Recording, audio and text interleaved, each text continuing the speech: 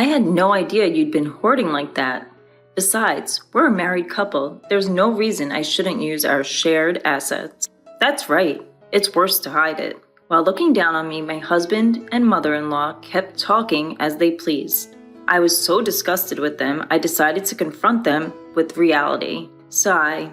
By the way, have you checked the name of the passbook? Huh? My name is Lillian, and I'm turning 42 this year. I've been married for 17 years, and before that, I worked at a company.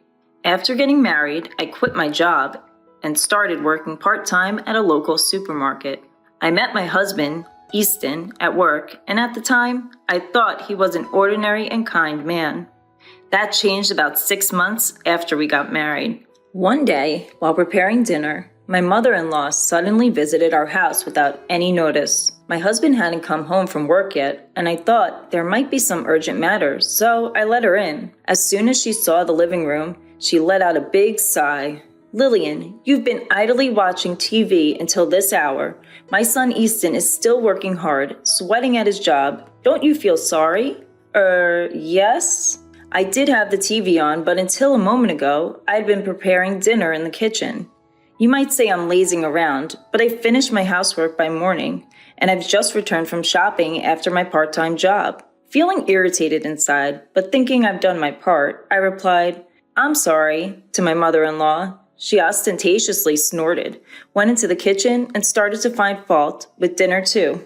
Oh dear, is this all we have for dinner today? Poor Easton, working so hard.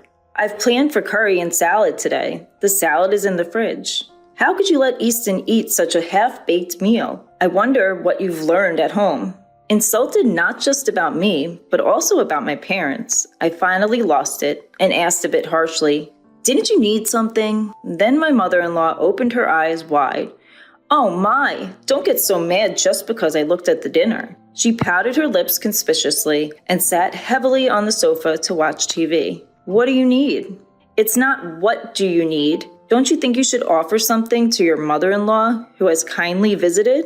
Excuse me? You're such an inconsiderate person, not even serving tea. Poor Easton. She kept repeating, poor Easton. So I served her tea. But she complained about everything, including the taste of the tea, saying it was cheap. Back then, I was young and was avoiding arguing with my husband's mother, wondering if I should be considerate to her. However, taking advantage of the fact that neither my husband nor I said anything, my mother-in-law began to frequently visit our home, constantly complaining that I wasn't cleaning properly, that I was always lazy, and that I lacked discipline. After being constantly criticized at every turn, I was truly at my wit's end and decided to consult my husband about his mother. Hey, could you ask your mom to reduce the number of times she comes to our house? Why? Is it that much of a bother when mom comes over? You've seen it, haven't you? No matter how much I work on the house or cooking, your mom keeps complaining about me. Well, that's because mom wants you, Lillian, to work harder so she gets tough. I'm doing my best, but if she comes over without notice, I can't even prepare dinner properly. If you're bothered, say it yourself. But don't forget that mom cares about us too. Throughout, my husband was like this. He never really worried about what I was saying. No matter how much effort I put into cleaning the house or studying cooking, my mother-in-law would nitpick and never praised me. Once the vegetables my mother-in-law brought were clearly close to their expiration date, so I used them for dinner. Then, my mother-in-law sighed conspicuously to serve such withered vegetables to her husband and his mother. I finally realized that she just wanted to bully her daughter-in-law. Being persistently criticized, I consulted my father-in-law. When I told him that it was hard to prepare meals for the mother-in-law and that it was a problem to be visited many times without notice, he seemed not to know she was coming to our house and apologized to me politely. I thought she was going out to dinner with friends. I didn't think she was bothering you, Lillian. I'm sorry. No, it's not something for you to apologize for. She's often out and about, so I've been giving her money for meals. But she hasn't been taking it, has she? Unfortunately, no. I'm really sorry. My father-in-law apologized to me again and again throughout our conversation. He promised to speak sternly to my mother-in-law, and I didn't say anything more about her attitude, thinking that was enough. I thought I could finally relax, but then I received a phone call filled with scoldings from my mother-in-law. Hello? You're really uncouth, tattling to my husband like that? What? I've been going out of my way to check on you, and I didn't expect you to repay my kindness with such ingratitude. That's not true. I'm not repaying kindness with ingratitude. You should be the one apologizing. It's audacious to claim you're inconvenienced. I'm educating you in areas where your upbringing was lacking. You should be grateful. I understand what you're saying, but it is inconvenient when you show up without notice. Should a mother need to make an appointment to visit her own son's house? My parents wouldn't do that. How brazen you are. As a daughter-in-law, you should adapt to the rules of your husband's family. No matter what I said, she got increasingly heated and eventually started yelling so loud that I couldn't understand her, and then she hung up. I suspected she called during my father-in-law's absence, so I hesitated to consult him again, as it seemed like it would only lead to more of the same. Although the frequency diminished slightly, my mother-in-law did not stop visiting our home. My husband was in good spirits as he complained about work to my mother-in-law and received her sympathy, so it didn't look like he'd be persuading her to stop visiting anytime soon. Seeing his attitude, my mother-in-law became even more cheerful, and they both began to blame me. Lillian, you don't show enough respect to Mom. That's right, Easton, tell her more. I'm only getting a small allowance, even though I'm the one earning the money. That's terrible. What a devil of a wife you have. They continued to eat the meals I prepared while complaining about them, and they chatted and laughed in the living room I had cleaned. When I was washing the dishes, my husband would say, "At least prepare the bath," expecting me to get everything ready from the bath towels to his pajamas. My mother-in-law didn't reprimand him for it, but instead sided with him, saying, "Poor thing, having such an inconsiderate wife." I consulted with my father-in-law again and received yet another profuse apology, but I was exhausted with the fact that my mother-in-law's actions remained unchanged. Those were the days that kept on going. One day, I noticed that a necklace handed down to me by my own mother was missing. When I asked my husband, he claimed he didn't know, and coldly dismissed me with, "You probably lost it due to your own carelessness." It was supposed to be in my drawer. The truth came out when my mother-in-law visited our home again during dinner time. Mother-in-law, that necklace, oh dear, it's quite disgraceful to desire something someone else is wearing. What my mother-in-law had around her neck was undoubtedly the necklace I lost. It had a unique, unusual design with a peculiar ornament, and there was no way I could mistake it. And there she was, wearing it right in front of me. Please give it back. How awful. Are you accusing me of stealing from you? It's not only desiring someone else's belongings, but also calling them a criminal that reveals your upbringing. With a triumphant smile, my mother-in-law provoked me until I couldn't hold back and reached for her necklace. Then, my mother-in-law purposefully screamed, and just then my husband, who had returned home earlier than usual, opened the front door. Seeing me, he pushed me hard. I crashed into the wall and crouched down on the spot. Looking down at me, my husband, while holding my mother-in-law's shoulder, started accusing me. Just like Mom said, "You've been bullying her while I'm not here, haven't you?" "That's right, Easton. Lillian is really terrible. I just wanted to get along." "No, listen. The necklace your mother is wearing is the one I said I lost. I don't want to hear any excuses. Mom, let's eat out tonight. You better reflect on your actions." Such a sweet boy. Easton really is a good son. With that, my husband left with my mother-in-law. At that moment, the shock of not being able to get my necklace back, along with the anger towards my husband for siding with my mother-in-law without even listening to me, made my pent-up frustrations explode, and I decided to take revenge. That same day, I had yet another talk with my father-in-law. While apologizing to me, my father-in-law listened attentively to my story. And I found out that he was also fed up with my mother-in-law's outrageous behavior. Hearing this, I decided to set up a plan. And then again, when my mother-in-law came to her house without learning her lesson, as usual, she was flaunting the necklace, enjoying my reaction. I deliberately told her, "I forgot to buy something. Could you look after the house for a bit?" Normally, she would have retorted with something like, "How dare you ask me to do something?"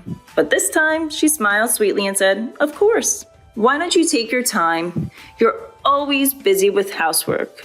Thank you. I'll be back in about 30 minutes. With that, I left my mother-in-law at home and went out. Alone in the supermarket parking lot, I held my pounding heart, as if testing the malice of those close to me.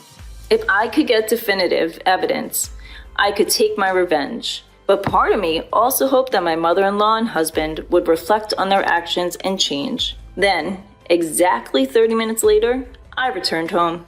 What I saw when I returned with shopping bags was my mother-in-law in the living room, messily eating dinner with my husband. Oh, you were late, so we started without you. Today's dinner was more plain than usual. Don't you feel sorry for Mom? But I asked mother-in-law to watch the house because I forgot to buy something. No more excuses. Be careful next time. Seeing my husband act even more arrogant because of my mother-in-law's presence, I couldn't help but sigh. Looking at the pot, with only bits of vegetables left, I felt more disgusted than angry at my husband, who didn't even think to leave some food for me. I guess there's no future where these two will reflect on their actions. After cleaning up dinner, I checked what happened to the trap after my mother-in-law left. As expected, it seemed like the trap had been set off. Seeing it, my husband's smirk, mocking me, looked uglier than ever. His triumphant smile was just like my mother-in-law showing off the necklace, and I couldn't help but laugh. And the day of revenge came sooner than I thought. On my husband's day off, he and my mother-in-law called me to the living room. Seeing the two of them in high spirits, I sat across from them, pretending to know nothing. Hey, why didn't you tell us? What are you talking about? About the bank book. If you had that much money, you could have told us. Now you can show filial pity to Mom, too. I don't understand what you're talking about. Don't play dumb. We're talking about your bank book. Oh, I managed to say. Without showing any signs of panic, I must have been a bit suspicious, but the two of them happily started laying out the estimate papers for a single family house on the table. Mom and Dad, you and me, we bought a new 2-family house. Bought? What do you mean? You're slow to catch on, aren't you? We're saying we made a contract with the money from your bank book. Buying it all at once means no interest and it's smoother, right? Hold on. Why are you moving forward with this without me? Lillian, you really do hate me, don't you? That's why you're saying you don't want to live together. Hey, cut it out. You're being rude to Mom. Who's being rude? It's far more disrespectful for you two to use my money without my permission. You're the ones, huh? People with bad upbringing really have bad mouths. I struggled to suppress a laugh at the two of them, who were saying whatever they wanted. There was a part of me that was amazed at how terrible I had become, but my resolve to take revenge never wavered, because it was these two who had made me this way. We found a perfect newly built property for sale, so we've already signed the contract. No matter what you say, it's too late now. Anyway, I didn't know you were saving up that much. Besides, we're married, so there's no reason for you to complain about using our shared property. That's right, it's worse to hide it. By the way, did you check the name on the bank book? Huh?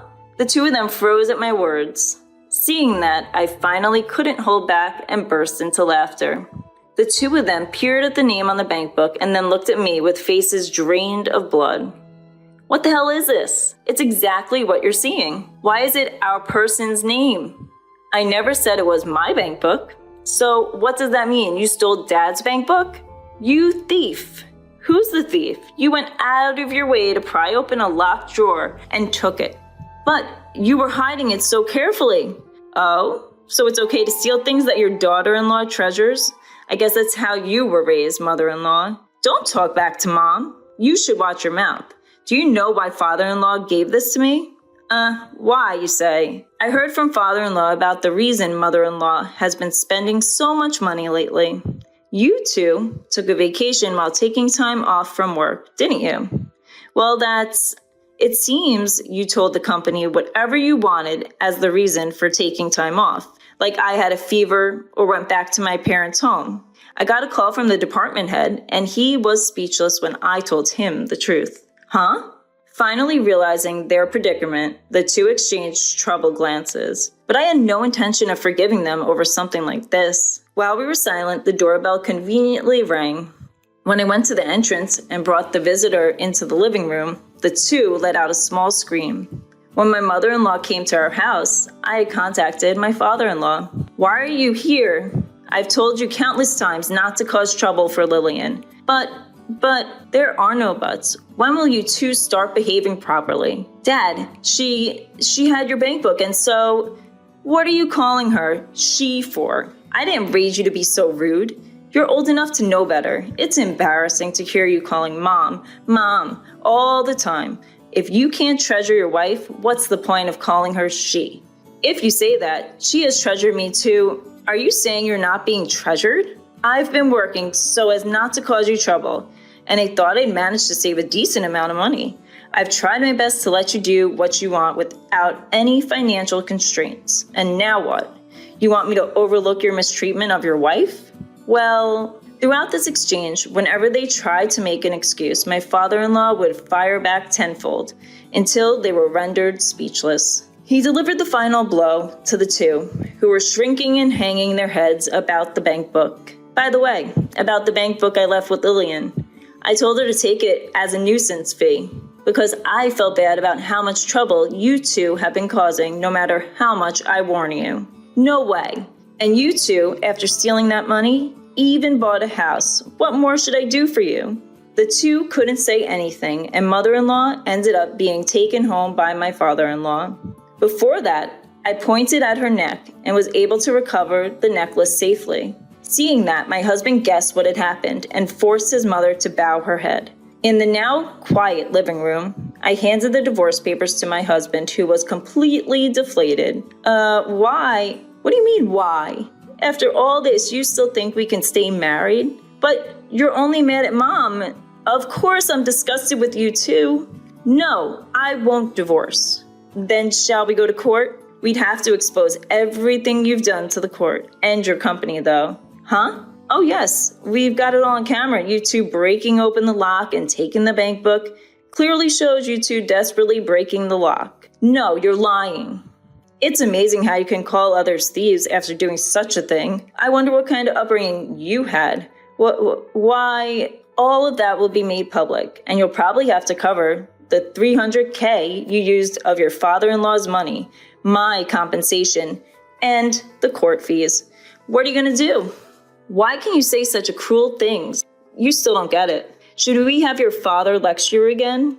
I accepted the divorce papers from my dejected husband and finally became a free woman. As for the $300K I received from my father-in-law, I decided to accept it again as a nuisance and consolation fee for my ex-husband and ex-mother-in-law. The two of them, under my father-in-law's supervision, had to work their fingers to the bone to repay him a total of 60 million yen. Once, I received an email from my ex-husband to a free email address seeming to ask for a reconciliation, but I ignored and deleted it. Thanks to being free from my source of stress, my health has improved, and I'm spending my time freely with the money I received from my father-in-law.